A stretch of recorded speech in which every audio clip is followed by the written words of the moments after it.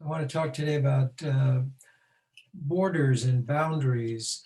And partly it came up for me to think about it more directly because I did an interview with this woman, Paula Green. And I don't know if you read my most recent message. I just sent it out this afternoon about that. And there's a link that you can follow to see this interview with her because she is a very profoundly amazing, active peace builder. And she has traveled to many of the hotspots in the world where there's civil war, where there's famines and conflicts going on over things like that. And in Yugoslavia, in Rwanda, in Burma, in Israel, Palestine, in Nepal, just to name some of them. And she set up a program that's gone on for decades that now has new leadership that's trained in facilitating conversations between people who are in conflict, groups of people that are in conflict with each other, like the Bosnians and the Serbs, and people that really had a lot of hatred towards each other because of one thing or another that happened in their conflicts over time. And in other places in the world, as you know. And she has recently turned her attention to the divide in the United States between what we sometimes call reds and blues, or Trump supporters and liberals, and uh, Republicans and Democrats, and how, unlike at least much of the past, not there have been other times, but unlike much of the more recent past, the intensity of that, what we call polarization, is so strong that within families, amongst friends, within communities, people are not talking to each other, or they're just keeping it very, very superficial because they fundamentally believe that people who are on the other side of this divide are bad and some or evil or taken in by badness and evilness. So there's dislike, disgust, hatred, and it goes in both directions. And of course, I'm very open about the fact that I happen to politically live within, in my mind, in one side of that divide, really. But I've understood the need to open my heart and open my mind too, to understand better the thinking and the feelings and the narrative that comes from the other side. So um, that's where I got involved with Braver Angels. And that's how I came into contact with learning about Paula Green, who set up this other program, which is called Hands Across the Hills. And funny, I miswrote it the last time I sent it, previous time I sent out a message, I thought it was Hands Across the Valley. But one way or another, there's something between us, hills, valleys, chasms, oceans, and people on either side don't like each other. So she brought a group of liberal, progressive, Northeasterners, Western Massachusetts people from the town that she lives in.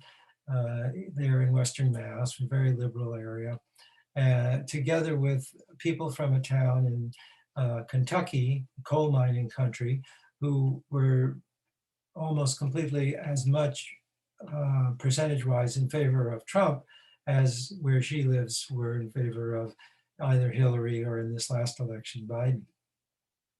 And they went on busloads from one to the other, and then spent time in the homes, stayed in the homes of the people. So the Kentuckians came up and they spent their several days living with, eating with, meeting with, and having facilitated discussions with people from that lived in Massachusetts, and there were liberals, self-defined liberals, people that they had come to have very big and negative stereotypes about. And likewise, the other direction. People from Massachusetts had these people in their homes and then went down there and spent several days living with, learning about what life was like in coal country, what these people's beliefs were, what their families were like, how they lived, what they'd been through uh, as the coal mines have shut down and things like that. And the end result was that people really like each other. They really found that as human beings, they really appreciated each other and understood that the reason they had, that they were reasons they had the political views that they had that came out of their lived experience. And they could maintain an ongoing friendship and discussion. And that's a very, very profound thing. In and of itself, it doesn't change the world, but it is one huge step in creating the kind of ripples that bring about peace. And so these people, in effect, came across the hills. There are hills surrounding the town she lives in Western Mass, and there are people in coal country all live within these areas confined by hills. And they reached across these hills. These hills were like boundaries, which were like obstacles to them seeing each other and caring about each other, really only having like negative views of all these people on the other side of the hill. And of course, there was more than hills. It's 1,000 miles or so, and more than that, you know, living in and being immersed in a whole different narrative about what life was about. An example that she gave was that many of these people had never met an immigrant, never. And of course, people who lived in the Northeast, there were many people that came from other parts of the world, other parts of the country, Asia, from South America, from whether or not they all always got along is different than the fact that they understood these are people that walk around with two legs and have families and live.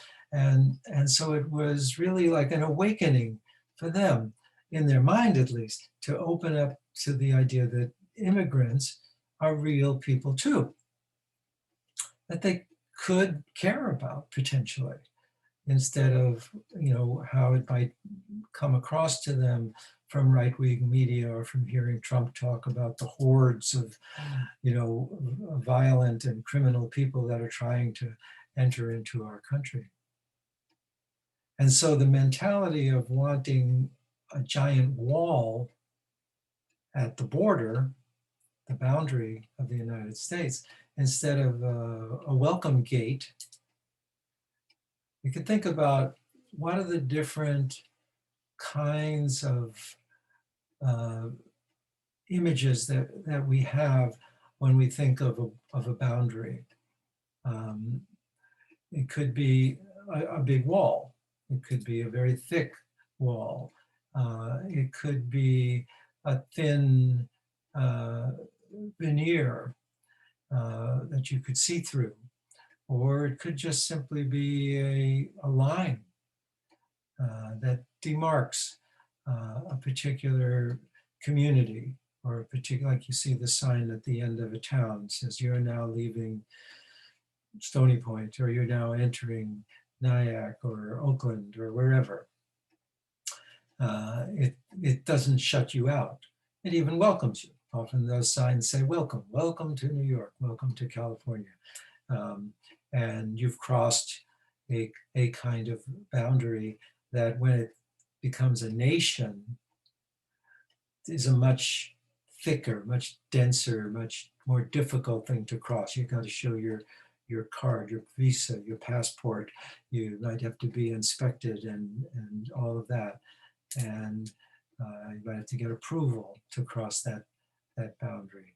And there are reasons for these things, yes, but really when we look at the big picture, right, we know that the birds flying around over these landscapes have no interest whatsoever in the kind of boundaries that as humans we set around our towns and states and nations. You don't see them from space, you don't see them from the moon. One of the things the astronauts brought back to us was that image that shows none of those boundaries that we define the geography of the world as in our maps. So boundaries are, necessary. We talk about people who don't have boundaries, don't have healthy boundaries, as maybe being too open to the influence or the control or the negativity of other people. They don't have the kind of protection that lets them walk through an area where there are people and feel safe, right? We don't have healthy boundaries. And then we talk about people who have very rigid boundaries, very rigid walls that keep them very enclosed, and then they don't let other people in. Or they only let a very limited kind of person in. And so borders or boundaries exist, they're necessary. We have the boundary of our body. We call it our skin. It's not really the boundary of who we are, by any means. At multiple levels of the one that we are much bigger than what I think it was Stan Grof who initially came up with the term, the skin encapsulated ego. The skin encapsulated ego. The self, the image of oneself as the body only. And there's a lot of reasons many of us do walk around in that identity much of the time. After all, we're told repeatedly that this is who you are. And the shape, the size, the sex, the health and so forth of the physical body is who you are. And even the role that you play in the world in terms of your job, that's who I am. When in fact you have inner subtle energy bodies that extend out beyond the surface of the physical body, and you have the ultimate nature of your being, which people would call a spirit, or the being of light that is all around and all throughout your physical body and even your mind.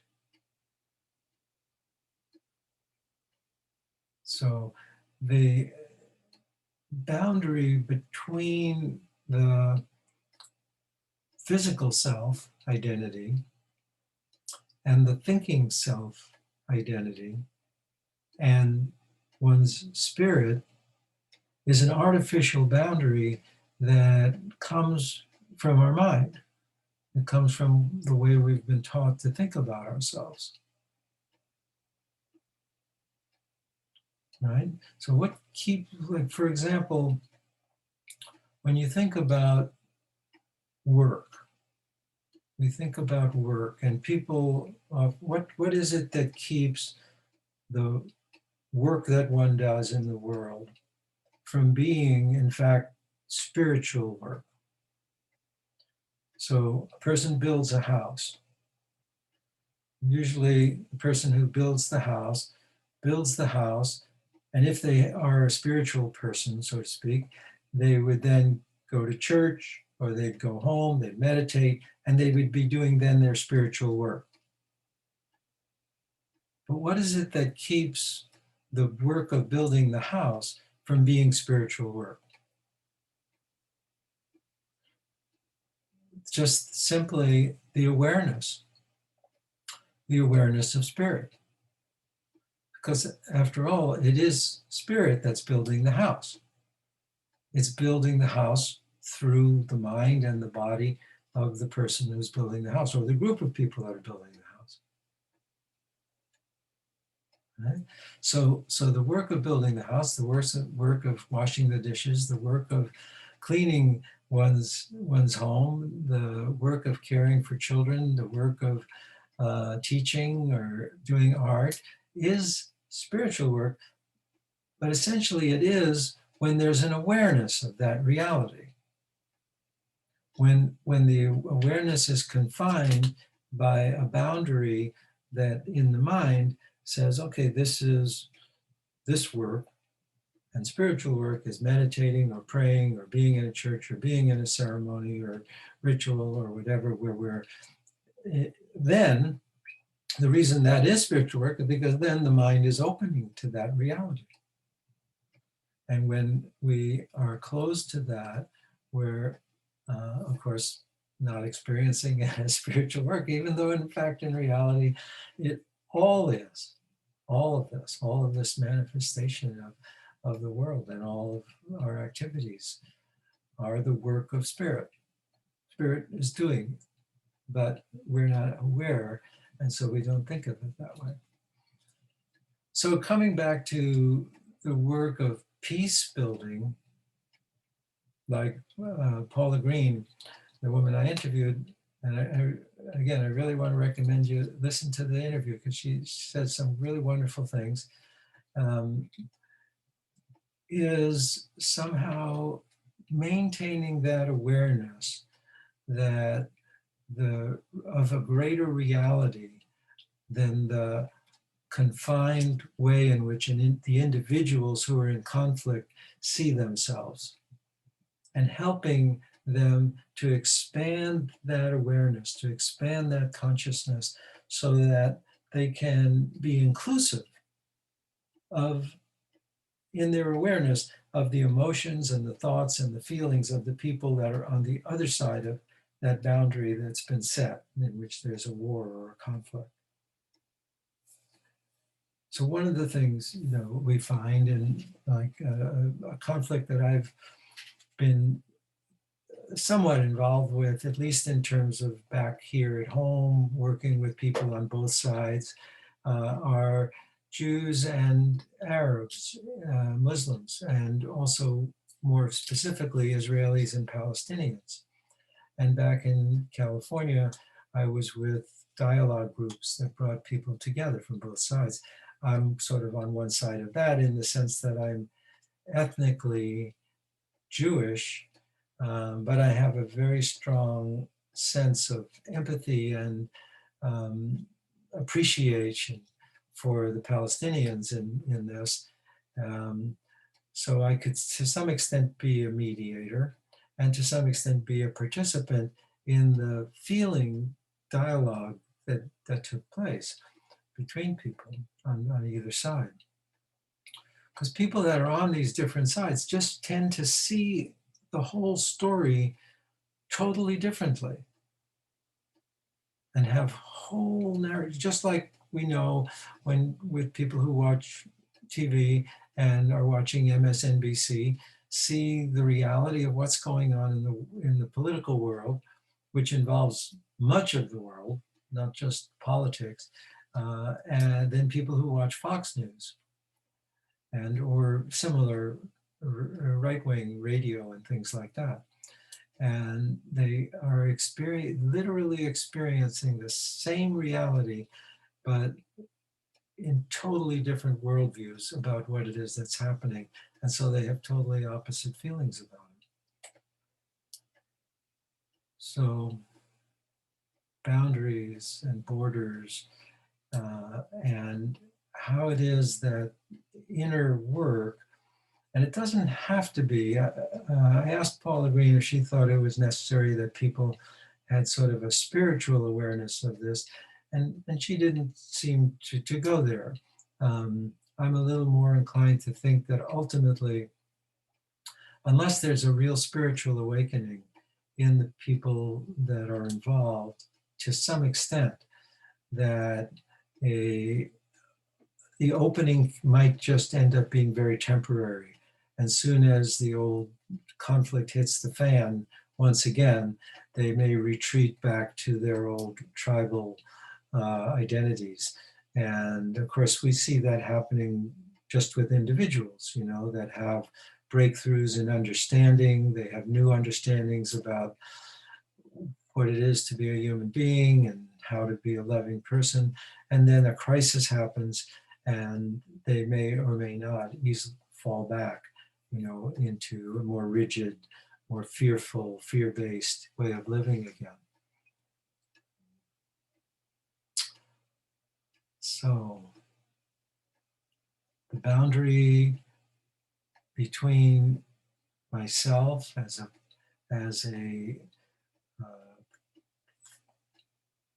personal self-identified human and my soul is one that I find I can cross with practiced meditation and forms of work that help alter my consciousness. Almost any alteration of consciousness means the crossing of a threshold, a kind of doorway or passageway that separates consciousness from what it is now to something larger, or at least something different. Right? We kind of cross over. And when we cross over in consciousness, it very often, in approaching that threshold, approaching that doorway, one of the things that almost universally comes up is fear. And that fear helps when we start to recognize that within us there is that fear, and that it's okay, it's part of the journey.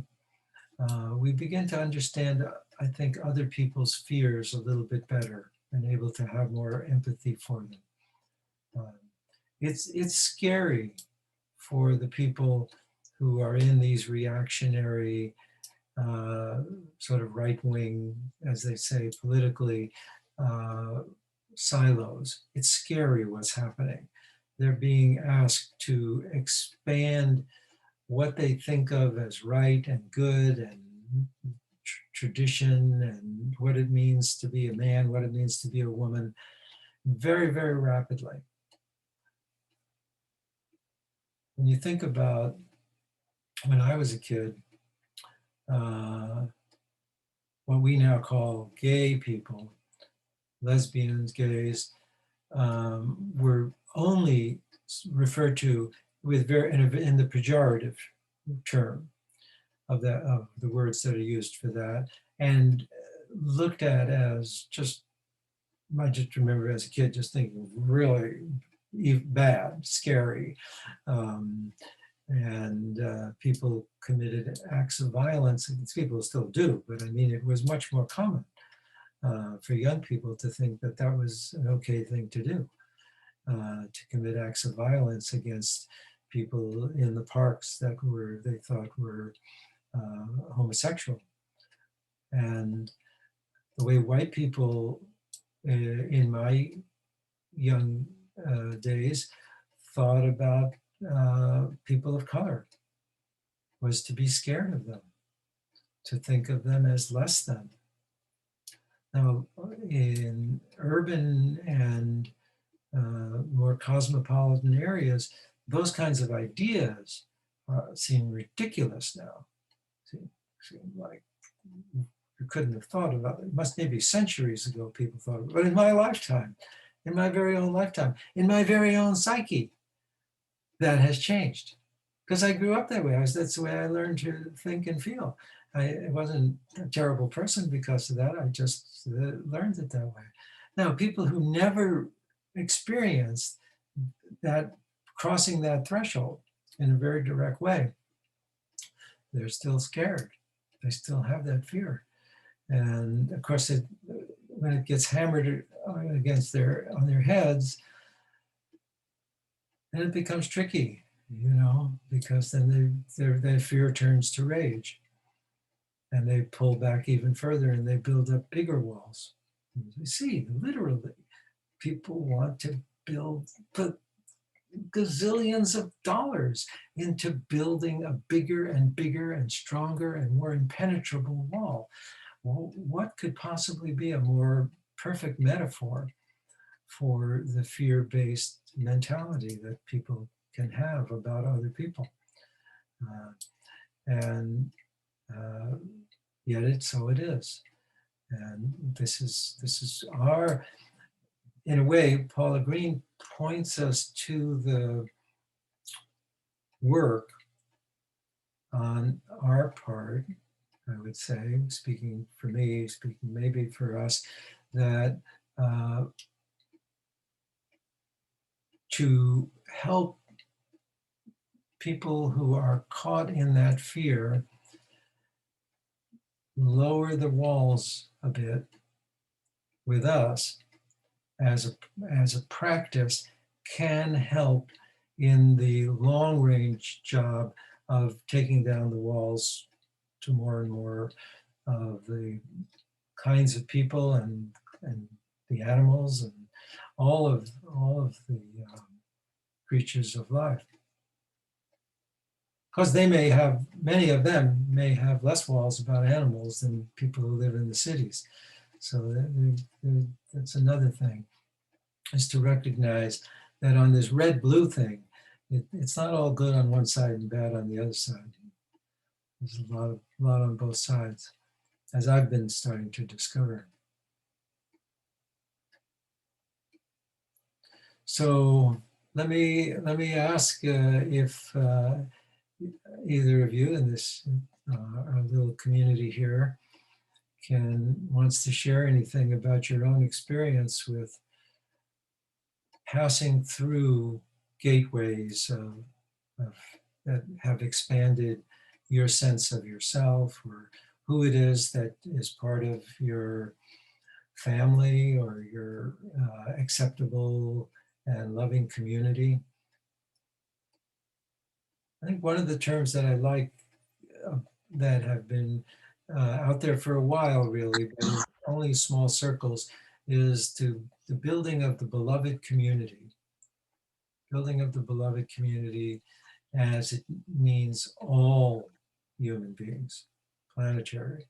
And that means reducing fear, and it means a lot of conversation, a lot of really open-hearted conversation between people so they can get to know each other.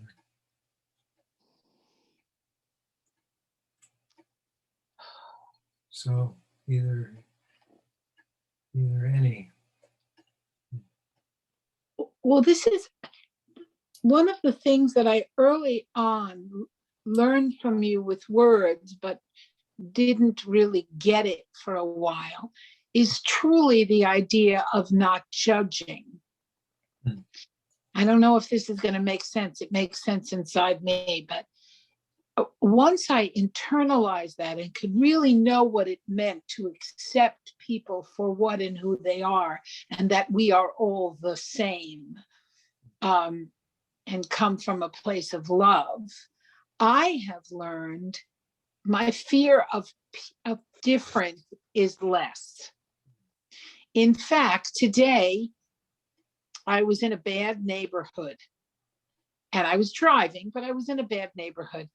And I was conscious of the fact that I thought, we're all the same. Everybody's got their shit, you know. I don't know what would happen if I had to get out of the car and I had to walk in that bad neighborhood, if I would have felt so as, I'm not going to say safe, at peace with where I was. So for me, I think it's the idea of knowing that I'm not verbalizing it well, but the fear is left. I was brought up the same way. You know, you went to a bad neighborhood, you locked your doors. You know, we're going to Nyack, lock your doors, my mother used to say. And it's not, you know, I don't know. Yeah, well, thanks for, you know, being revealing and honest and truthful in that way. You know, one of the people I've done some work with Robin Alpern teaches classes in decentering whiteness. And, for the most part, when white people even use the term bad neighborhood, they inevitably mean a black neighborhood, or maybe a Latino brown neighborhood, or both. And just to even try to work on our mind's way of using words. Words, yeah. Like maybe it's a neighborhood that because of your own fears felt scary to you. Yeah. But see, when we say it's bad, then we're kind of trying to say almost that, well, somehow these people are bad, there's something wrong with them, or that would necessarily be threatening. But they may not be threatening. It may just be that that's our fear. It's just all one uniform color, and then as things have batted on, and it's a work in I'd love to progress. see it. I'd love to It's see not it. finished, but I thought you would like that. So that I want to share. And then boundaries and all of those things. What can I tell you? I think I like to come to this class and many classes to get spiritual homework. That's what I call it. So all the things you said today, the spiritual homework that I liked was the threshold between your own sort of, what did you call it? Skin encased ego or whatever it was, and your own spirit, like crossing back and forth, cross that more consciously or fluidly or something. So that's some good homework. But in terms of, I didn't quite follow that. What was it that you were reflecting on? Oh, I said that there are a lot of different things that came to mind when you were talking, but usually when I come to class, I try to go away with at least one piece of what I call spiritual homework. And so for me, that was you mentioned something about a skin encased ego or something like that, and then crossing the threshold between your own ego, skin encased ego, and your own spirit self or soul or whatever you want to call it, like an internal kind of crossing of a threshold, more fluently. So that was interesting to me, to really think of it as a barrier. I never really thought of it as a barrier, so then I never really thought of it as something I had to cross. So therefore I think about that. And but in the politics things, but I just want to reflect on that for a minute, that the major boundaries and borders that we need to face are the ones that are inside us, really. Yeah. So and they can be huge.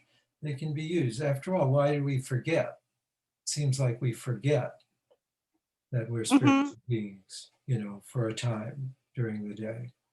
And that reawakening, just like when, if you think of it, one of the major boundaries that we cross every day is the one from sleeping to being awake in the ordinary sense. We cross over from being asleep, that's one state of consciousness, and then we're awake, and then maybe we go to sleep again. And so those two states of consciousness, which are very different, have like a threshold where we cross over, where we fall asleep or where we wake up. And that's the same kind of shift that is happening when we're just in ordinary consciousness, sort of ordinary awakeness, and then really awakeness, which is when we're aware of our deeper essential nature, and that's present for us in this moment. That's a different kind of awakeness. And to go from one to the other is almost as big a shift, or is as big a shift as being asleep and then waking up.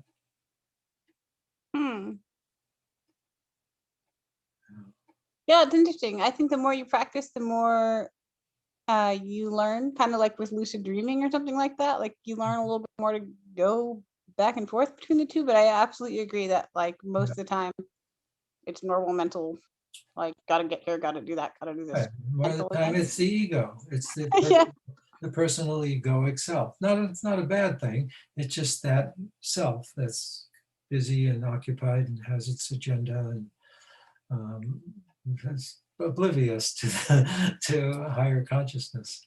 Right, and doesn't even want the higher consciousness. Higher consciousness takes time in some cases.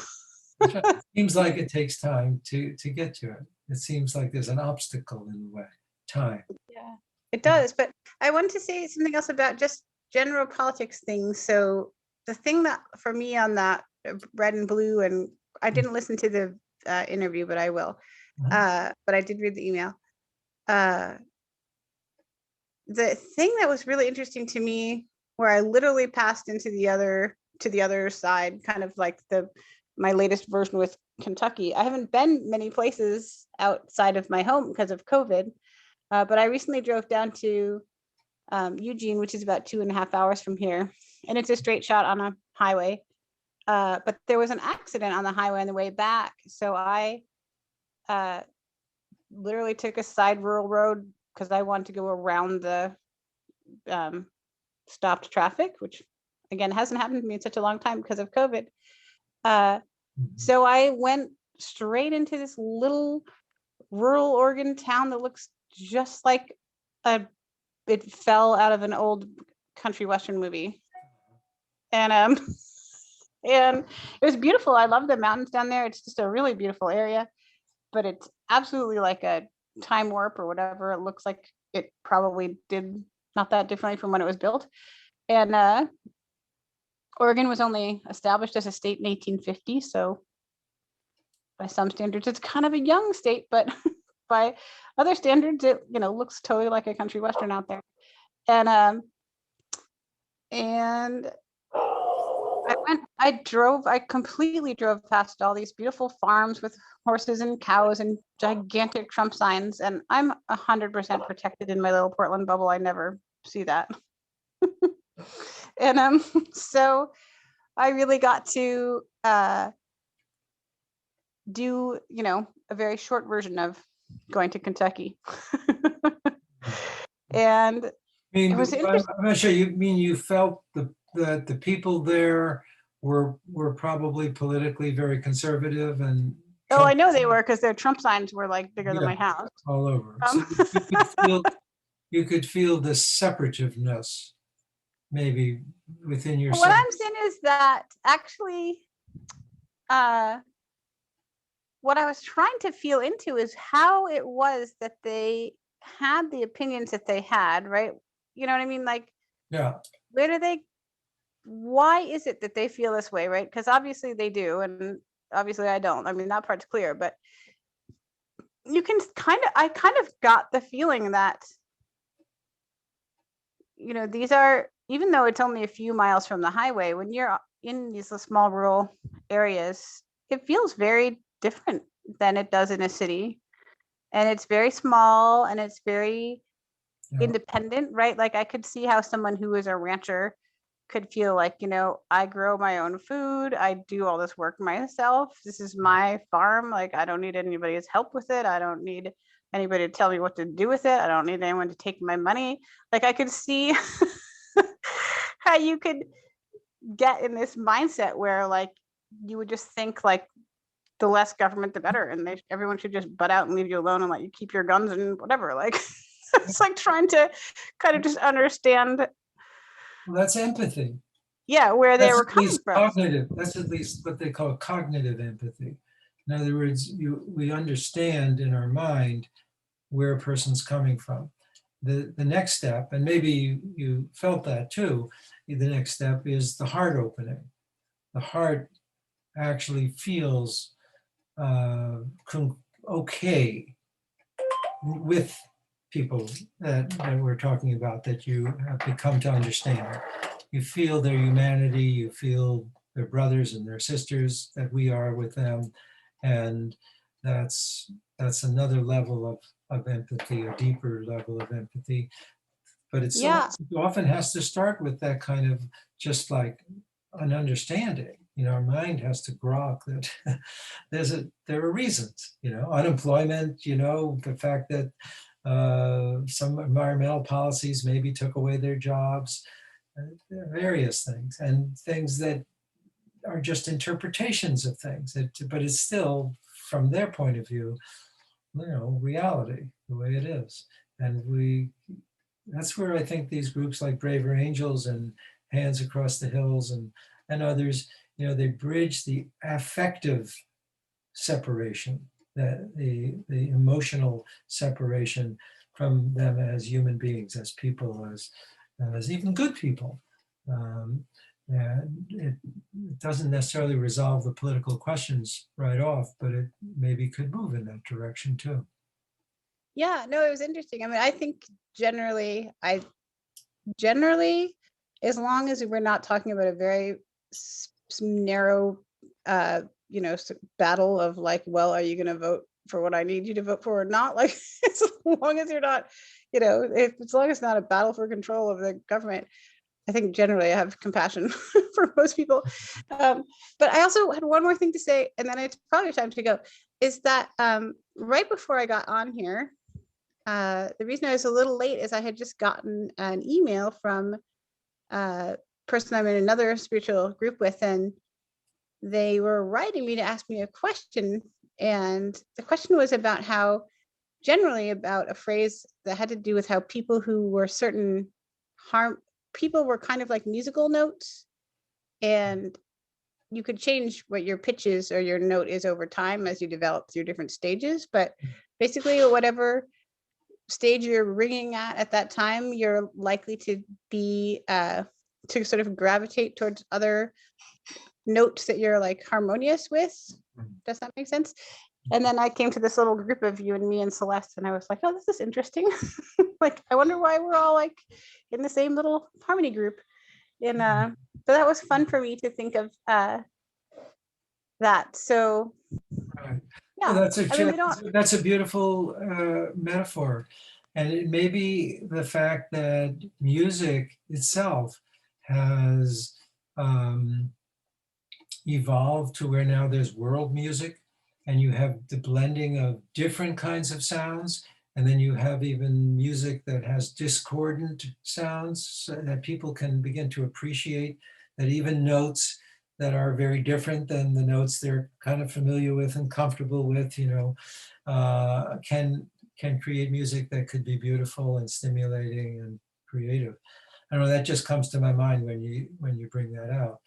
That, yeah, we do gravitate towards the notes that are familiar and harmonize well with us, but maybe we can, by expanding awareness, open to different sounds, different tones, different rhythms. I once actually had a vision in a deep altered state ceremony where I saw my grandfather who came as a Jew from Eastern Europe and came in contact with African Americans. And the way I felt his reaction to them, or we could say response to them, as very negative, had to do with the kind of internal body rhythm and the sensitivity to just a whole different, like you say, kind of note. And from there's all kinds of other layers, of the way different races and groups were treated and pitted against each other and stuff like that. But there was this very, very core, not the deepest core where we're all kind of harmonized, but there was this very deep level of difference that made it very difficult to see each other even as okay, as comfortable. Mm-hmm. Mm-hmm. Yeah. So let's just, before you sign off and before we close, how about we just take a moment to go inside and open to the deep, deep presence, deep but yet all around us, within us and around us, of presence, of beingness. The beingness that is unconditioned and therefore not afraid. the beingness that is one, and therefore doesn't even experience any sort of sense of separateness. There are no boundaries at that essential level, at that essential beingness within us. We're one. One with all that is, all life. One with the network, the web that is life, manifesting in infinite numbers of ways and forms. So thank you. Be well. Thank you. Thank you. Yeah, that's wonderful. And I will send you pictures of Peaceful. Peaceful before and in process. All right. Thanks. Okay. Thank you very much.